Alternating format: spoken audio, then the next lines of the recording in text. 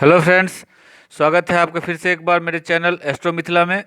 दोस्तों, आज हम लोग बात करेंगे कि मेष लग्न की कुंडली में सूर्य देव द्वितीय भाव में किस प्रकार का फल देंगे। इससे पहले वाले वीडियो में हमने चर्चा किया था कि सूर्य देव मेष लग्न के प्रथम भाव में किस तरह का फल देंगे और अगर दूसरे ग्रहों के साथ युति में है तो किस तरह का फल देंगे। आज हम लोग चर्चा करेंगे कि अगर द्वितीय भाव में सूर्य देव हैं यहाँ पे तो जातक को किस तरह का परिणाम मिलेगा। अगर आपकी कुंडली में फर्स्ट हाउस में 1 नंबर लिखा है, इसका मतलब है कि आपकी मेष लग्न की कुंडली है। और अगर मेष लग्न के द्वितीय भाव में सूर्य अकेले बैठे हैं तो किस तरह का फल देंगे। अगर दूसरे ग्रहों के साथ युति बना करके बैठे हुए हैं तो किस प्रकार का फल देंगे, इसके ऊपर हम लोग आज चर्चा करेंगे।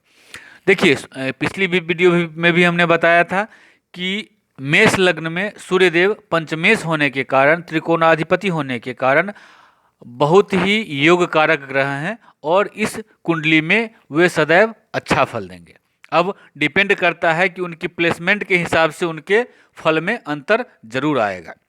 अब द्वितीय भाव में सूर्यदेव हमेशा अच्छा फल देते हैं, लेकिन चूंकि यह शुक्रदेव की राशि है, वृषभ राशि है, तो यहाँ पे क्या होगा, ये इनकी मित्र राशि नहीं है। यह शुक्रदेव जो है इनके मित्र नहीं है, तो यहाँ पर क्या होगा, द्वितीय स्थान में सूर्य वृषभ राशि में होगा तो ऐसा जातक समाज में इज्जत मान पाने वाला जरूर होगा। दस्तकार, ऐसा व्यक्ति दस्तकार हो सकता है, फैक्ट्री का मालिक हो सकता है ना। और ऐसे व्यक्ति को राज दरबार या सरकार से मान सम्मान पाने वाला यशस्वी जातक हो सकता है। ऐसा जातक भाग्यशाली जरूर होगा, लेकिन चूंकि कुटुंब भाव है और शत्रु राशि है, इसलिए अपने कुटुंब से और कुटुंब के सदस्यों से या परिवार के सदस्यों से वैमनस्य रखने वाला जरूर हो सकता है। लेकिन ऐसे जातक का धन क्या होगा, शुभ मार्ग में, शुभ कार्यों में खर्च होगा।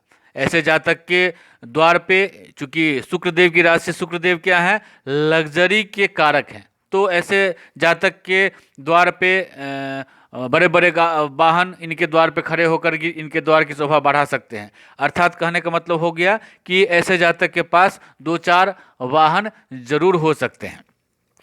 पंचमेश का धर्म भाव में होना संतान से लाभ करवाएगा। ऐसे जातक की वाणी प्रभावशाली होगी। अपने बुद्धि के प्रयोग से ये अपने जीवन काल में सभी समस्याओं का समाधान जरूर कर लेंगे, क्योंकि यह वाणी का भाव भी कहलाता है। ऐसा जातक शेयर मार्केट से भी जुड़ा हो सकता है, क्योंकि चूंकि शुक्रदेव जो है पंचम भाव के स्वामी है। पंचम भाव जो है शेयर मार्केट से भी जुड़ा हो सकता है। दूसरों को सलाह देने का कार्य ऐसे जातक कर सकता है। कंसल्टेंसी ब्यूरो वगैरह ऐसा जातक चला सकता है। अपने वाणी से ऐसा जातक धन अर्जित कर सकता है, अगर सूर्य आपके द्वितीय भाव में विराजमान हो तो। ऐसा व्यक्ति क्या होता है, द्वितीय भाव में अगर पंचमाधिपति सूर्य हो तो बोलने में बहुत ही तेजस्वी होगा। उसको कुटुंब का बहुत, जो अपने परिजन होंगे ऐसे लोगों का प्यार भी उन लोगों को बहुत मिलता है, अगर सूर्यदेव शुभ हो करके और शुक्रदेव भी अच्छी जगह में उनकी प्लेसमेंट है तो। और सूर्यदेव के अंदर पावर है। पावर अर्थात कहने का मतलब है कि डिग्री में भी वो अच्छी डिग्री है उनके। 10 डिग्री से 12 डिग्री, 14 डिग्री, 20 डिग्री, 10 और 20 डिग्री के बीच में अगर सूर्यदेव की डिग्री है तो ऐसी स्थिति में सूर्यदेव बहुत अच्छा फल देंगे यहाँ पर, है ना। उनकी जातक का जो है वाणी में एक जबरदस्त आकर्षण हो सकता है। उसे कभी भी धन की जो है बहुत ज़्यादा कमी कभी महसूस नहीं होगी। अगर सूर्य दूसरे भाव में है तो परिवार का इनको पूरा सपोर्ट मिलेगा। अपने ज्ञान और बुद्धि से के द्वारा ऐसा व्यक्ति धन को प्राप्त कर लेता है। ऐसे व्यक्ति के अंदर निर्णय लेने की क्षमता भी बहुत अच्छी होती है। धन कुटुंब वाणी का भाव है, चूंकि यह दूसरा भाव, तो इस भाव में सूर्यदेव सदैव अच्छा फल देंगे। एक थोड़ा निगेटिव पॉइंट हो सकता है यहाँ पे कि जातक की वाणी थोड़ी उग्र हो सकती है, क्योंकि यह मारक स्थान है और शुक्रदेव भी सूर्यदेव के शत्रु है, शत्रु का स्थान है, शुक्रदेव का स्थान है। इसलिए यहाँ पे संतान संबंधी कुछ चिंता जरूर दे सकती है, क्योंकि चूंकि संतान भाव के स्वामी है सूर्यदेव, तो ऐसे स्थिति में कुछ चिंता जरूर हो सकती है। अष्टम इनकी दृष्टि जो है अष्टम भाव में पड़ेगी, तो यहाँ पे अष्टम भाव में इनकी दृष्टि पड़ने से ये क्या होगा, जीवन में थोड़ा संघर्ष को बढ़ा सकते हैं या छोटा मोटा जो अगर स्वास्थ्य संबंधी परेशानी दे सकती है। लेकिन आपको ऐसे जगह में शुक्र का विचार भी जरूर करना चाहिए कि शुक्रदेव जो है वो कहाँ पे बैठे हैं। शुक्रदेव क्या होता है, शुक्रदेव की स्थिति अगर अच्छी होगी और सूर्यदेव से सूर्यदेव अगर 10 और 20 डिग्री के बीच में होंगे तो इस ऐसी स्थिति में बहुत अच्छा फल मिलेगा। शुक्रदेव अगर 3 घर आगे या 3 घर पीछे हो तो ऐसा माना जाता है कि यह तत्कालिक मित्रता में होते हैं। शुक्रदेव तो बहुत अच्छा फल देंगे। अगर नीच के नहीं होने चाहिए, अगर नीच स्थिति में अगर शुक्रदेव क्या होता है, कन्या राशि में आकर के 6 नंबर में वो नीच के हो जाएंगे, तो अगर यहाँ पे बैठेंगे तो वहाँ पे फिर परेशानी दे सकते हैं। क्या परेशान देंगे मैं आगे बताता हूँ। उसके बाद अगर ये 3 भाव में, फर्स्ट हाउस में, इस हाउस में अगर शुक्रदेव बैठे हैं या 3 नंबर, 4 नंबर, 5 नंबर में बैठे हैं तो ऐसी स्थिति में शुक्रदेव अच्छा फल देंगे, है ना। अगर शुक्रदेव नीच होकर के 6 नंबर में बैठ जाए, 7 नंबर में बैठ जाए, इस 1 2 3 4 5 इन पांचों घरों में अगर बैठा हो तो ऐसी स्थिति में या सूर्यदेव के ऊपर शनि की दृष्टि पड़ रही हो, सूर्यदेव के ऊपर अगर राहु की दृष्टि पड़ रही हो, केतु की दृष्टि पड़ रही हो, तो ऐसी स्थिति में सूर्यदेव उतना अच्छा फल नहीं दे पाएंगे, क्योंकि विषम का घर जो है वह विषम राशि शत्रु के भाव है। तो इसमें आपको क्या होगा, आपको कुछ समस्याएं हो सकती है। अगर ऐसा हो तो यह स्थान क्या होता है, यह धन का स्थान है, पैतृक संपत्ति का घर है, वाणी का भाव है, कुटुंब का भाव है।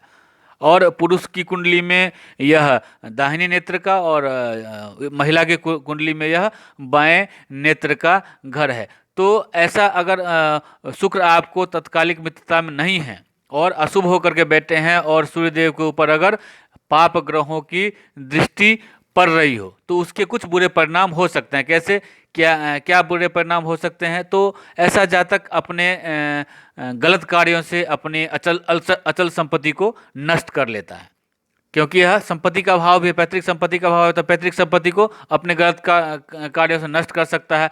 वाणी पर जातक का नियंत्रण नहीं रहेगा, जातक कड़वा बोलने वाला हो सकता है। यहाँ पर शत्रु राशि में होने से व्यक्ति की वाणी बहुत कठोर हो जाती है, अपनी वाणी से अपनों को भी दूर कर लेने वाला हो सकता है। शुक्र की राशि शत्रु की होने की वजह से कभी कभी लोग ऐसे जातक को समझने में गलती, आप सही बोल रहे हैं फिर भी आपको गलत समझ लिया जाता है, या समझिए कि आपको आपकी कदर नहीं होती है।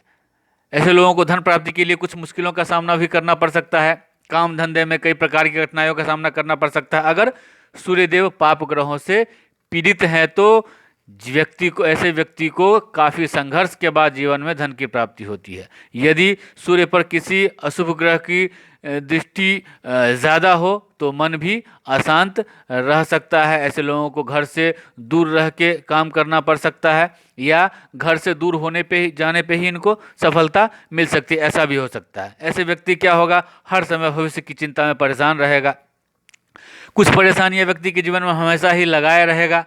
अगर पाप ग्रहों से पीड़ित है या शुक्रदेव अगर नीच के बैठे हुए हैं तो ऐसा व्यक्ति व्यापार करता है तो व्यापार में भी कुछ कठिनाई होगी, लेकिन सफलता जरूर मिलेगी उसको। शुक्रदेव फिर भी अगर बहुत ज़्यादा पीड़ित हैं तो कहीं ना कहीं सूर्य के फलों में अशुभता अधिक देखने को मिलेगी, है ना। तो इन चीज़ों को आपको देखना है। ऐसा व्यक्ति अगर सूर्य अच्छा है, सूर्य पराक्रमी है, तो ऐसा व्यक्ति अपने भुजा बल का स्वामी होगा, और ऐसे जातक का जो है भाग्य उदय प्रथम पुत्र संतान होने के बाद ऐसे जातक का भाग्योदय होता है। इसके ऐसे व्यक्ति जब बोलेगा ना तो आपको अच्छा बात भी बोलेगा, तो ऐसा लगेगा जैसे कि वो अभिमानी, उसकी वाणी में अभिमान थोड़ा आ जाता है कि अभिमानी, कटाक्ष की तरह बात करना, ऐसा मतलब आपको लग सकता है। अच्छा, इनके लिए अगर सूर्य द्वितीय भाव में है तो सूर्य की दशा बहुत ही अच्छा होगी, धन की प्राप्ति कराएगी। धन भाव में सूर्य होंगे तो इनके महादशा, अंतरदशा, प्रत्यंतर दशा या सूक्ष्म दशा जब भी चलेगी तो जातक को धन की प्राप्ति जरूर होगी। अब अगर सूर्य के साथ दूसरे ग्रह युति बना करके बैठे हों, युति की जब भी हम बात करें तो आपको यह जरूर देखना होगा कि सूर्य के साथ जो ग्रह युति में है वह अस्त नहीं होना चाहिए। अब सूर्य के साथ कौन सा ग्रह कितने डिग्री पे अस्त हो जाता है, इसको देखने के लिए आप मेरे बेसिक एस्ट्रोलॉजी के वीडियो देखिए, उसमें मैंने बताया हुआ है कि सूर्य के साथ कौन सा ग्रह कितने डिग्री के अंतर पे होने पे अस्त हो जाता है। तो अगर जो ग्रह युति में है वह अस्त नहीं होगा तो फिर आपके इसके अलग अलग परिणाम। अगर सूर्यदेव चंद्रमा के साथ में होंगे, चंद्रमा क्या है इस कुंडली में, चौथे भाव का स्वामी है। चौथा भाव क्या है? संपत्ति का भाव है, सुख संपत्ति का भाव है। तो सूर्य के साथ अगर चंद्रमा होगा तो व्यक्ति को माता की संपत्ति मिलेगी, जातक धनवान होगा, इसका ऐसे जातक का पुत्र भी धनवान होगा। ऐसे जातक का जन्म ज्येष्ठ कृष्ण अमावस्या की रात्रि को 4 बजे के आसपास का हो सकता है। यह युति जो है सूर्य और चंद्रमा की युति यहाँ पे अगर होगी तो यह युति प्रबल राजयोग कारक युति होता है। अगर सूर्य के साथ मंगल देव बैठे हों तो सूर्य मंगल देव चूंकि लग्नेश है, इसलिए जातक पराक्रमी होगा और अपने पराक्रम से बहुत सारा धन कमाएगा। जातक का परिश्रम जो है हमेशा व्यर्थ नहीं जाएगा, सार्थक होगा, है ना। उसके बाद सूर्य देव के साथ अगर बुध देव बैठे हो तो यहाँ पे बुध देव चूंकि तृतीय भाव के स्वामी है, षष्ठम भाव के स्वामी है, तो योग कारक नहीं है इस कुंडली में, तथापि यहाँ पे बुधादित्य योग बनेगा। आपको अस्त है कि नहीं सूर्य यह देख लेना होगा। तो ऐसी स्थिति में ऐसा जातक जो है थोड़ा बहुत इसके साथ प्रॉब्लम हो सकती है। प्रॉब्लम क्या होगी? वाणी का भाव है चूंकि, तो आपके वाणी में कुछ प्रॉब्लम यह दे सकता है। ऐसा व्यक्ति हकलाने की समस्या ऐसे व्यक्ति में हो सकती है, या ऐसा व्यक्ति कुछ अटक अटक के बोलो, यह भी संभव है, ऐसा भी हो सकता है।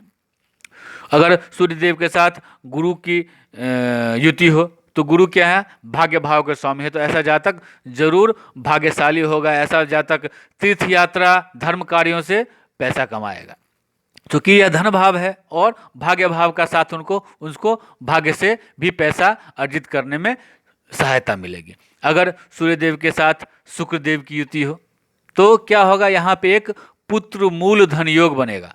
जातक को क्या होगा? अपने पुत्र से जातक को अपने, क्योंकि यहाँ पे परिवर्तन योग भी बन रहा है।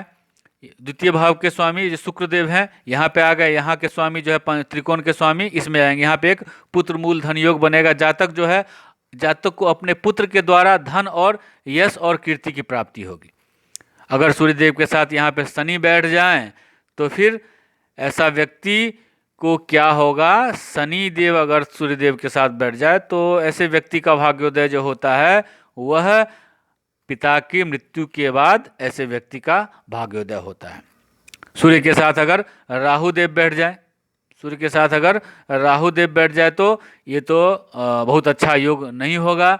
ऐसा माना जाता है कि सूर्य के साथ अगर राहु बैठ जाए तो धन के घड़े में छेद करना, ऐसे व्यक्ति के धन में कभी बरकत नहीं होती है। और ऐसे व्यक्ति का पुत्र भी जो है वह खर्चीले स्वभाव का होता है ना। और वो जो है वह स्वभाव वह गैर जिम्मेदाराना स्वभाव हो सकता है। तो राहु के साथ यहाँ पे सूर्य का योग बहुत अच्छा नहीं माना जाता है। अगर सूर्य केतु के साथ हो तो जातक व्यक्ति की वाणी जो है वह घमंडी होगी, और ऐसा व्यक्ति कभी कभी जो कुछ अचानक से बोल दे तो वह बात सत्य भी हो जाती है, ऐसा भी देखने को आया है।